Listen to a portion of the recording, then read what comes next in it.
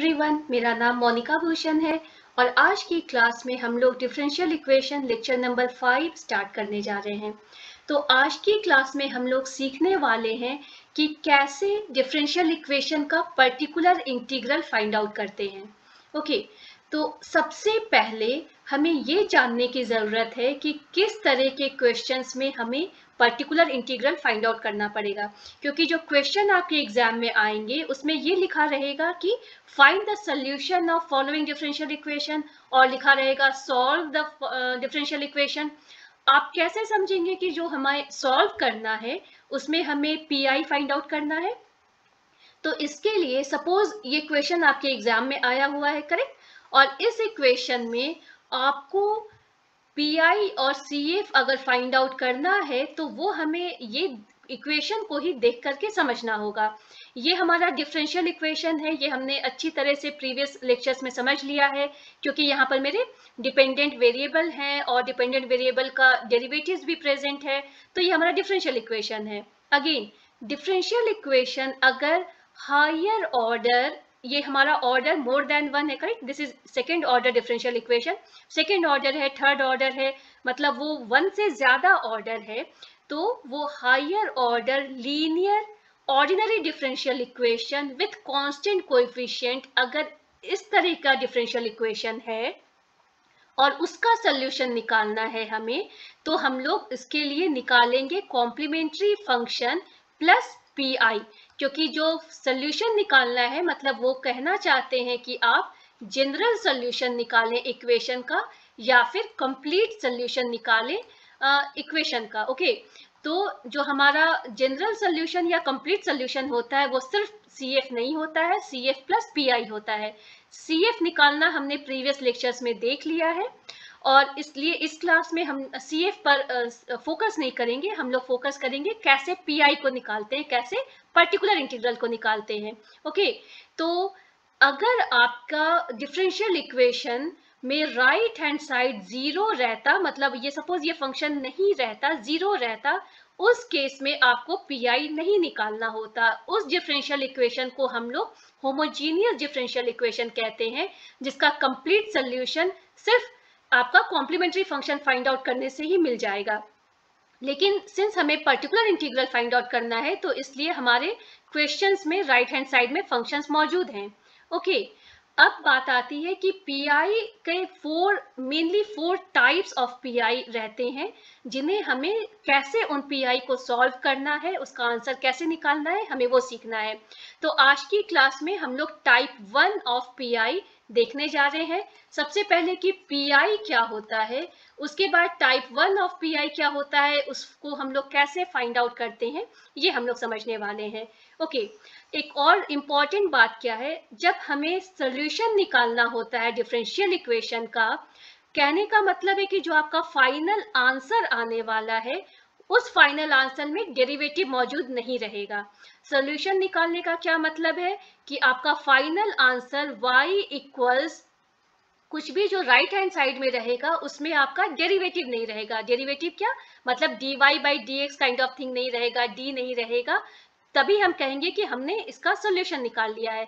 y यहाँ पर इस पर्टिकुलर एग्जांपल के लिए मैं दे रही हूँ क्योंकि यहाँ पर y जो है वो आपका डिपेंडेंट वेरिएबल है और फिर आपका x जो है इंडिपेंडेंट वेरिएबल है, correct, and this all things are function.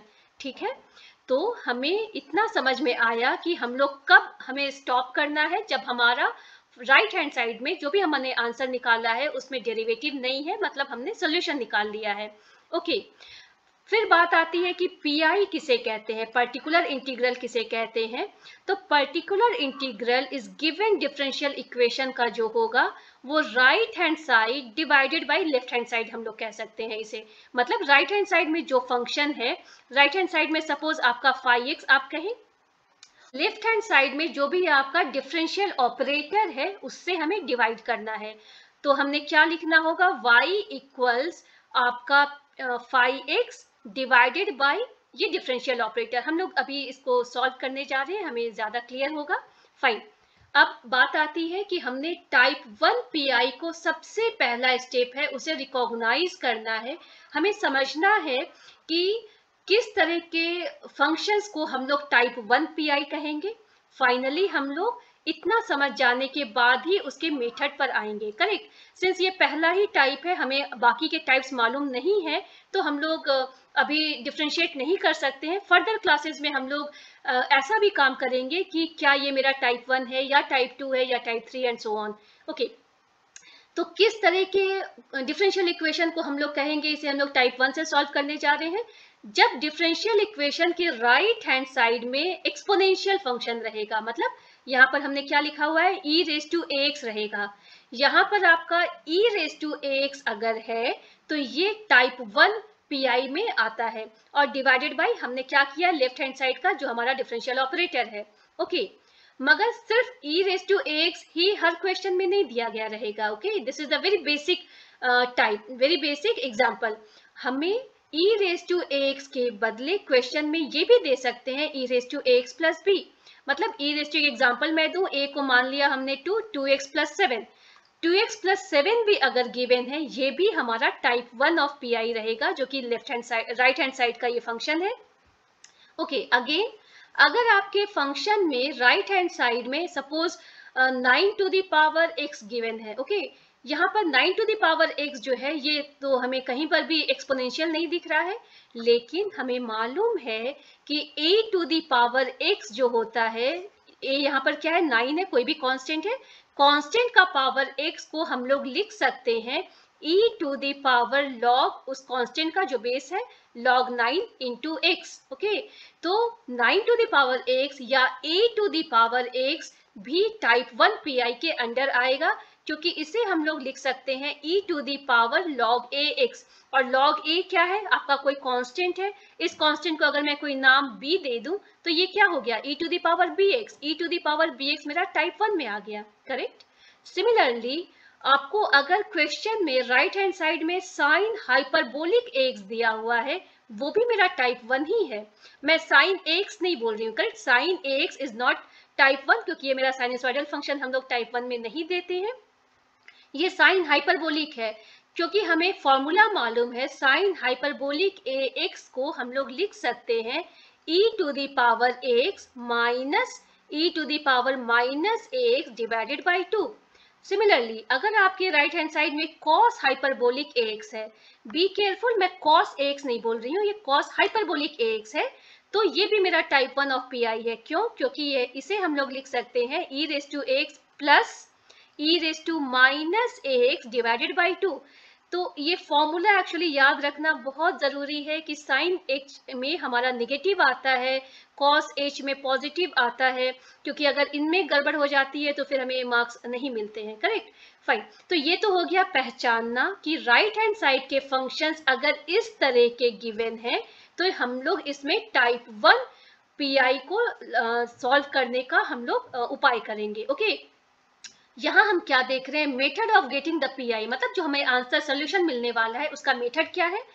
जब हमने डिसाइड कर लिया फाइन ये मेरा टाइप 1 पीआई है, तो हम लोग क्या करने वाले हैं कि e raise to x divided by, जो मेरा लास्ट में यहाँ पर डिनोमिनेटर में जो हमने एफ डी देखा था, उस एफ डी को हम लोग लिखने वाले हैं एफ ए, राइट। देखेंगे आपकी न्यूमरेटर में हमने कोई चेंजेस नहीं किया है, डिनोमिनेटर में जो d था उस d को हम लोग रिप्लेस कर रहे हैं a से। ये a क्या है, a जो है वो e रेज टू एक्स, मतलब e का जो भी पावर कांस्टेंट है, x के साथ जो भी कांस्टेंट है, अगर सिर्फ ये e रेज टू एक्स रहता तो यहाँ कांस्टेंट 1 रहता, करेक्ट। तो हम लोग d को उस a से 1 से सपोज इन केस हम लोग उसे रिप्लेस करने वाले हैं, फाइन। और इसको रिप्लेस करने के बाद क्या हो गया कि आपका फंक्शन फ्री ऑफ d हो गया, मतलब आप जान रहे हैं कि आप सोल्यूशन पर आ गए हैं। लेकिन ऐसा भी हो सकता है कि जब आपने d को a से रिप्लेस किया है तो जो फाइनल आपका एफ ए आ रहा है वो 0 आ रहा है। अगर डिनोमिनेटर 0 होगा तो हमें मालूम है ये डिवाइड बाय 0 एरर है, तो हमें उसका भी सोल्यूशन हमारे पास है कि अगर एफ ए आपका 0 है, ओके, तो आपको क्या करना है, numerator as it is e raise to x ही रहेगा, डिनोमिनेटर में जो भी आपका एफ डी था, करेक्ट, ये एफ डी को आपको एफ डैश डी निकालना है, डेरिवेटिव निकालना है, और उसके बाद जो भी डेरिवेटिव आएगा उसका डी को आपको रिप्लेस करना है ए से। इसे हम लोग फर्दर क्वेश्चंस में सॉल्व करने जा रहे हैं, फिर ज़्यादा क्लियर होगा, लेकिन जो मेथड है वो बस हम लोग अभी एक्सप्लेन कर रहे हैं। तो इफ डैश ए किए, लेकिन जब भी आप इफ डैश ए करेंगे ऑलवेज आपको न्यूमरेटर में x को मल्टीप्लाई करना है। ओके, तो ये x को मल्टीप्लाई करना अक्सर हम भूल जाते हैं, जो कि हमें हमेशा याद रखना है। अगर इफ डैश ए है तो हमें x पावर 1 यहाँ पर ऑलवेज हमें आंसर में लिखना होगा। ओके, ऐसा भी हो सकता है कि आपका इफ डैश ए भी 0 हो, तो उस केस में अगर इफ डैश ए भी 0 है, हम लोग क्या करेंगे, सेम प्रोसेस हम लोग we will keep on doing same process. Okay, that means अगर इफ डैश ए 0 है तो हम लोग इफ डबल डैश डी निकालेंगे, और इफ डबल डैश डी निकालने के बाद डी को हम लोग ए से रिप्लेस करेंगे। ओके, और अगेन हम लोग एक और x को मल्टीप्लाई करने वाले हैं। एक और x को जब मल्टीप्लाई करेंगे, जो पहले से x e raise to ax था, तो ये बन जाएगा आपका x स्क्वायर। ओके, अब हम लोग देखने वाले हैं कि क्वेश्चन में हम लोग कैसे इसे सॉल्व करते हैं। फाइन, सपोज आपके एग्जाम में ये आया हुआ है कि सॉल्व दिस डिफरेंशियल इक्वेशन। आप समझ गए कि ये सारी क्राइटेरिया मैच कर रही है आपको CF प्लस PI निकालने के लिए, क्योंकि ये आपका higher order linear ordinary differential equation with constant coefficient है, करेक्ट। तो what you are going to do, आप इसका सिंस ये होमोजीनियस नहीं है, मतलब जीरो नहीं है, मतलब आपको CF प्लस PI निकालना है। ओके, CF को हम लोग यहाँ पर डिस्क्राइब नहीं करने वाले हैं, हमने प्रीवियस क्लासेस में देख लिया है। अगर आपने CF निकालना नहीं देखा है तो आप प्लेलिस्ट में जाकर सेकंड थर्ड लेक्चर कुछ है उसे आप देख लें।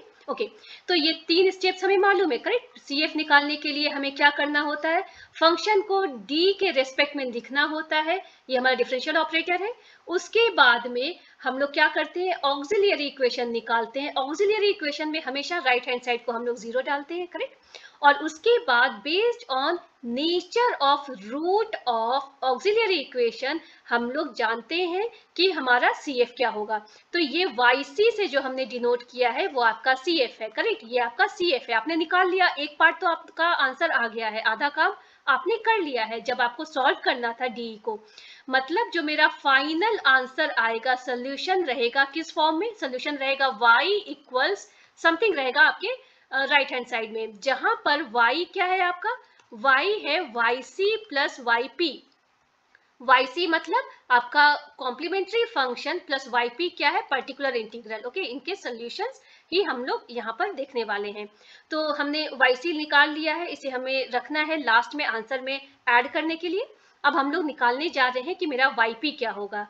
तो YP निकालने के लिए जो भी गिवन डिफरेंशियल इक्वेशन है आपका, ये डिफरेंशियल इक्वेशन मेरा d बाई dx के फॉर्म में है, उसे हम लोग इस फॉर्म में लिख लेंगे। मतलब इस स्टेप से हम लोग शुरू करने वाले हैं जहां पर हमने d को यूज किया है, डिफरेंशियल ऑपरेटर को यूज किया है। तो हमें PI निकालने के लिए हमें क्या करने की जरूरत होती है, हम लोग पहला स्टेप क्या लिखते हैं, y equals, okay, y equals PI क्या होता है, PI right hand side divided by left hand side होता है। राइट हैंड साइड में क्या गिवन है आपका, e raise to -x given है, कुछ भी रहता हम उसे एज इट इज लिख देते। डिवाइडेड बाय मतलब y इक्वल्स क्या है, this much divided by this much, correct. तो डिवाइडेड बाय हम लिखने वाले हैं 6d square plus 17d plus 12। Okay fine, तो ये मेरा YP है। YP क्या है, right hand side divided by left hand side. यहाँ तक तो हमें समझ में आ गया। अब जब हमने इसको देख लिया, ये PI जो है वो मेरा टाइप 1 PI है। क्यों टाइप 1 PI है, क्योंकि जो न्यूमरेटर है वो सिर्फ और सिर्फ एक्सपोनेंशियल फॉर्म में है। ओके, अगर ये एक्सपोनेंशियल फॉर्म में है तो ये मेरा टाइप 1 PI में आ गया। टाइप 1 PI को हम लोग अब सॉल्व कैसे करते हैं, तो उसके लिए न्यूमरेटर को एज इट इज रहने देते हैं, कुछ भी हमें चेंज नहीं करना है।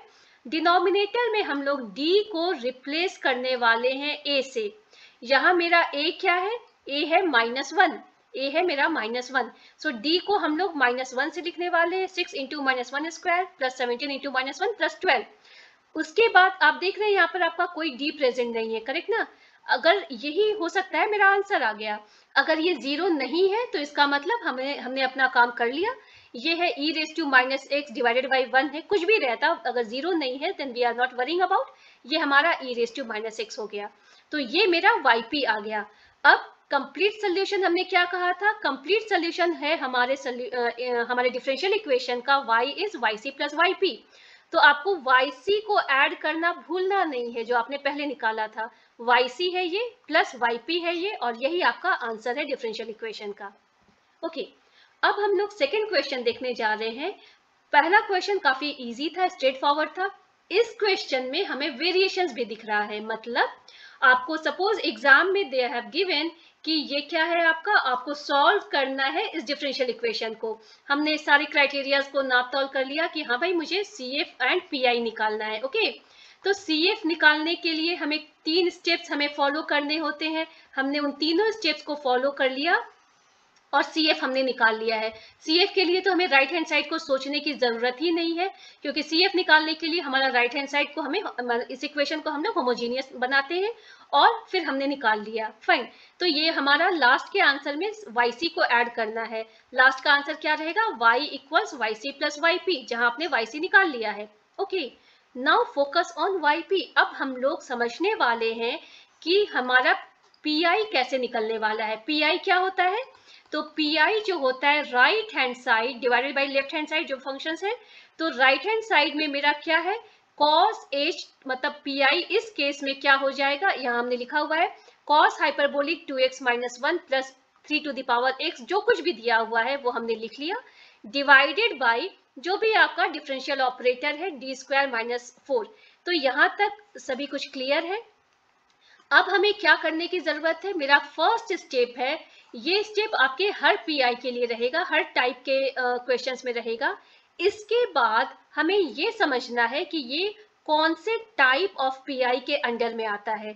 तो यहाँ पर हम लोग समझने वाले हैं कि ये क्या मेरा टाइप, क्योंकि हमें सिर्फ टाइप 1 ही हमने अभी पढ़ा है, क्या ये मेरा टाइप 1 है या नहीं है। ओके, तो ये आपके दो टर्म्स है। आप देखेंगे कि आपके न्यूमरेटर में दो टर्म्स है, राइट? ये फर्स्ट टर्म है और ये सेकेंड टर्म है। पहले हम लोग फर्स्ट टर्म को फोकस करें। अगर ये मेरा कॉस, हमें फॉर्मूला मालूम है, कॉस हाइपरबोलिक 80 हमने अभी अभी देखा था, वो क्या होता है? e रेज टू 80 प्लस, क्योंकि कॉस है इसलिए प्लस होगा, e raise to minus 80 divided by 2। तो इस वजह से अगर आप cos h 2x माइनस 1 को लिखें तो आप क्या लिख सकते हैं? e raise to 2x minus 1, okay, plus e raise to minus जो भी आपका यहाँ पर है 2x minus 1 and then divided by 2। Okay, तो ये आपका आ गया एक्सपोनेंशियल फॉर्म में cos हाइपरबोलिक। फाइन, उसके बाद मेरा सेकेंड टर्म है 3 रेज टू x। हमने अभी अभी देखा था 3 रेज टू x को हम लोग क्या लिख सकते हैं? हम लोग e to the power log 3 into x लिख सकते हैं, ये हमारा फॉर्मूला है। फाइन, तो हमने जो ये फंक्शन है राइट हैंड साइड का, इस फंक्शन को हमने यहाँ पर लिख लिया है। ओके, सो ये फंक्शन अब आपको यहाँ पर ज्यादा क्लियर हो रहा है कि हाँ ये फंक्शन जो है मेरा टाइप 1 PI को रिप्रेजेंट कर रहा है, क्योंकि हमारे 3 टर्म्स है इस फंक्शन में। 3 टर्म्स कैसे हमारे हैं? क्योंकि हमारा फर्स्ट टर्म जो है e raise to 2x minus 1 divided by 2 है, second term e raise to minus 2x minus 1 divided by 2 है, third term e raise to log 3x है। log 3x भी हमारा टाइप 1 ही आया, क्योंकि ये आपका कांस्टेंट है, correct? log 3 is any constant, तो e रेज टू ax के ही फॉर्म में है। ओके, तो अब मुझे इसका सोल्यूशन निकालने के लिए क्या करना होगा? Right hand side divided by left hand side करना होगा, करेक्ट? एंड यही मेरा p रहेगा, yp। yp क्या रहेगा? ये complete right hand side divided by आपका d स्क्वायर माइनस 4, करेक्ट? तो हमने क्या लिख दिया? d स्क्वायर माइनस 4 को। अब इस d स्क्वायर माइनस 4 को भी हम सेपरेटली इन तीनों टर्म्स में डाल दें अगर, तो वो मेरा टर्म इस तरह से दिखेगा। ये हमारा टर्म क्या आ रहा है? 1/2 को यहाँ पर ले लिया है common, e raise to 2x minus 1 divided by d square minus 4। Again जो सेकेंड टर्म है e raise to minus 2x minus 1 divided by d square minus 4 plus e raise to log 3x जो है, जो कि हम लोग इसको वापस से लिखने वाले हैं, e raise to log 3x divided by d square minus 4 है। फाइन, अब इन सिंस 3 पार्ट्स हैं तो हमने बस P1, P2, P3 तीन नाम दे दिया है, may be PI1, PI2, PI3 हम कह सकते हैं। अब इंडिविजुअली हम लोग P1, P2, P3 को सॉल्व करेंगे। सॉल्व करने का क्या मतलब है? आपका फाइनल आंसर जो रहेगा फ्री ऑफ D रहेगा, तब आप समझेंगे कि आपने अपना काम कर लिया है। ओके, तो मेरा PI क्या है? पी मेरा है e raise to 2x minus 1 divided by 2 D square minus 4। Okay, अब हमें क्या करना है, ये मेरा टाइप 1 में है क्योंकि हमने देखा था e raise to ax plus b भी मेरा टाइप 1 ही है, जहां हमें प्लस बी से कोई लेना देना नहीं है। इसे हमने सिर्फ एज इट इज न्यूमरेटर में लिख देना है। डिनोमिनेटर में वही काम करना है कि आपको d को a से रिप्लेस करना है, b का कोई रोल नहीं है। तो हम लोग d को रिप्लेस करेंगे 2 से, तो हमने d को रिप्लेस कर दिया 2 से और फिर क्या हो गया 2 स्क्वायर माइनस 4। फाइन, मगर यहाँ हम देख रहे हैं कि 2 स्क्वायर माइनस 4 जो है वो हमें 0 दे रहा है डिनोमिनेटर में। करेक्ट, अगर 0 आया डिनोमिनेटर में तो हमें और भी कुछ काम करने हैं, और वो क्या रहेगा, आप इसको गो बैक टू आपका एफ डी। करेक्ट, ये आपका एफ डी है, यहाँ पर इस एफ डी को आप एफ डैश डी निकालें। मतलब आपका अगर डिवाइड बाई 0 आ रहा है तो आप देखें कौन से डिफरेंशियल ऑपरेटर में डिवाइड बाई 2 आ रहा था, डी स्क्वायर माइनस 4 में आ रहा था। Exactly correct. तो आप क्या करेंगे, आप एफ डैश डी निकालें। एफ डैश डी क्या होगा आपका 2 इंटू डी होगा, क्योंकि डेरिवेटिव 4 का तो 0 आ जाएगा, तो आपका 2 इंटू डी आ रहा है। करेक्ट, तो हमने एफ डैश डी निकाला, लेकिन अगर हम एक बार डेरिवेटिव निकाल रहे हैं, लेकिन अगर एक बार हम डिफरेंशिएट कर रहे हैं डिनोमिनेटर को, तो आपको एक बार न्यूमरेटर में x को मल्टीप्लाई करना है, ये हमें भूलना नहीं है। तो हमने फाइनली क्या किया, यहाँ तक तो हम आ गए। अब फिर से हम लोग रिपीट कर रहे हैं सेम प्रोसेस को। d को रिप्लेस कर रहे हैं a से, a मेरा अगेन 2 है, और रिप्लेस करने के बाद मेरा फाइनली इतना आ रहा है जहाँ पर कोई d नहीं है प्रेजेंट। मतलब आपने P1 का आंसर निकाल लिया है, ये आपका आंसर है P1 का। फाइन, अब हम लोग P2 देख रहे हैं। P2 के लिए क्या करने की जरूरत है, अगेन मेरा न्यूमरेटर एक्सपोनेंशियल है और हम लोग इसको टाइप 1 के अंडर में डाल रहे हैं, तो हमें d को a से रिप्लेस करना है। इस केस में a क्या है मेरा, a इस केस में -2 है। करेक्ट, तो d को हम लोग -2 से रिप्लेस कर रहे हैं, और यहाँ भी एक्चुअली ये मेरा डिनोमिनेटर 0 दे रहा है, क्योंकि -2 का स्क्वायर भी तो 4 ही रहेगा, पॉजिटिव आ गया, तो ये मेरा 0 आ गया। सेम काम हम लोग कर रहे हैं कि सिंस ये मेरे 0 दे रहा है, तो हम लोग इसका एफ डी को, इसको आपको डिफ्रेंशिएट नहीं करना है। करेक्ट ना, क्योंकि डिफ्रेंशिएशन हमेशा कांस्टेंट का तो 0 ही देगा, यहाँ पर तो डिफ्रेंशिएट करने का सवाल ही नहीं उठता है। आपको डिफ्रेंशिएट किसको करना है, एफ डी को करना है, मतलब इसको डिफ्रेंशिएट करना है। जब हम इसको डिफ्रेंशिएट कर रहे हैं तो सेम यहाँ पर हो रहा है, x से मल्टीप्लाई कर रहे हैं न्यूमरेटर को, और डिनोमिनेटर को 2d हमने लिख लिया, और उसके बाद d को हम लोग -a, मतलब d को हम लोग a से रिप्लेस कर रहे हैं। a मेरा -2 है और हमने d को a से रिप्लेस किया। फाइनली मेरा इतना answer, both are actually same, बस नेगेटिव का यहाँ पर है, और दोनों हमें आंसर मिल गया। फाइन, अब बस लास्ट स्टेप बचता है जो कि हमें P3 का निकालना है आंसर। तो ये हमारा था 3 raise to x by D square minus 4, मतलब ये मेरा e raise to log 3x by D square minus 4 है। जब इसे हमने सॉल्व करना है तो हम लोग वही काम कर रहे हैं, d को हम लोग a से रिप्लेस कर रहे हैं। What is my a here, a जो है, जो भी x के साथ मल्टीप्लाई कर रहा है constant, and log 3 is also constant, ठीक है ना, log 3 भी तो कांस्टेंट ही है। तो यहाँ पर मेरा a जो है वो log 3 है, तो आपको घबराने की जरूरत नहीं है कि ये मेरा d को हम लोग क्या log 3 से रिप्लेस कर सकते हैं, बिल्कुल कर सकते हैं, क्योंकि ये आपका कांस्टेंट ही दे रहा है। तो आपने क्या लिखा, न्यूमरेटर एज इट इज है, डिनोमिनेटर में d को हमने log 3 लिखा और इसका square -4। Actually this is only your answer type 3 का, मतलब या पार्ट 3 का। तो आप इसको वापस से इसको 3 रेज टू एक्स भी लिख सकते हैं, आपकी मर्जी, और उसके बाद डिनोमिनेटर इतना आ गया। तो फाइनल आंसर आपको यहीं पर छोड़ नहीं देना है, यहाँ पर छोड़ देने से आपको मार्क्स नहीं मिलेंगे पूरे। उसके लिए आपको क्या करना है, फाइनली आपको ऑलवेज y निकालना है, केवल yc या yp नहीं निकालना है। हमने निकाल कर रखा है yc, हमने निकाल कर रखा है yp क्या है, p1 plus p2 plus p3। तो फाइनली ये मेरा कंप्लीट सोल्यूशन और जनरल सोल्यूशन, जो भी आप नाम दें, वो इतना आ गया। यहाँ तक भी अगर आप लिख रहे हैं तो बात सही है। यहाँ फर्दर क्या किया गया है, ये आपका yc था, करेक्ट, yc में हमेशा ये आपका कोएफिशिएंट c1 c2 आप देख सकते हैं, ये आपका yc था। यहाँ से आपका yp शुरू हो रहा है, ओके, ये सारे आपके yp हैं। या तो आप इसको ऐसे ही रहने दें, या आप इसको फर्दर देख सकते हैं कि ये आपका साइन हाइपरबोलिक फंक्शन के अंडर में आ रहा है। हम जानते हैं कि साइन हाइपरबोलिक at क्या होता है, e raise to 80 minus e raise to minus 80/2 होता है। और यहाँ पर हम देख रहे हैं e raise to something, again e raise to minus something, correct, divided by 2 अगर हम करें तो इसको आप लिख सकते हैं x/4, क्योंकि ये आपका 4 इंटू 2 और 2 आ जाएगा आपके इस फॉर्मूला में, साइन एच 2x-1, और इसको यहाँ पर हम लोग एज इट इज इस टर्म को भी लिख रहे हैं। तो फाइनली आपका आंसर जो इस क्वेश्चन का है वो इतना है। फाइन। तो अगर आपको ये क्लास यूजफुल लगी हो तो प्लीज़ लाइक और सब्सक्राइब करें मेरे चैनल को। Thank you.